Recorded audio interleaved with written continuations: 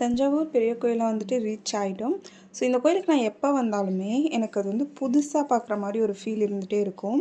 Summer vacation வேறு start ஆகிடுச்சா, செம்ம க்ரௌடாக இருந்தது. பார்க்கவே பியூட்டிஃபுல்லாக இருந்தது அந்த கோவில் பார்க்குறதுக்கு. சின்ன வயசில் நம்ம நிறைய ட்ரிப்பெல்லாம் போயிருப்போம்ல, இல்லை 4 இயர்ஸ் 5 இயர்ஸ் பிஃபோர் கூட ட்ரிப்பெல்லாம் போயிருப்போம். பட் அகெயின் அந்த பிளேஸ்க்கு போகும்போது நமக்கு அந்த ஓல்டு மெமரிஸ் வந்து க்ரியேட்டே ஆக மாட்டேங்குது. இப்போலாம் நிறைய சேஞ்சஸ் வந்து பண்ணிடுறாங்க அந்த பிளேஸ்லலாம். அப்போலேருந்து இப்போ வரைக்கும் அந்த வேர்ல்டு வெர்ஷன் மாறாமல் அப்படியே இருக்கிறது இந்த தஞ்சாவூர் கோயில் மட்டும்தான். ஆஃப்டர் மேரேஜ் உங்கள் லைஃப் அவ்வளோ சாட்டிஸ்ஃபேக்ஷனாக இல்லையா, நீங்கள் நினச்ச மாதிரி இல்லையா அப்படின்னு சொல்லி ஒரு கொஷின் வந்திருக்கு.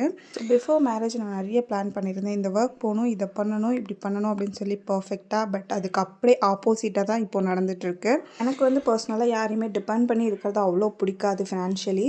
ஸோ அதனால தான் நான் வந்து நிறைய திங்கிங் பண்ணிகிட்ருக்கேன். எனக்கு பிடிச்ச மாதிரி இந்த லைஃப்பை கம்ப்ளீட்டாக சேஞ்ச் பண்ணால் தான் நான் ஃபுல் அண்ட் ஃபுல் வந்து சாட்டிஸ்ஃபேக்ஷன் ஆவேன். நெக்ஸ்ட் பார்ட்டில் பார்க்கலாம். பாய்.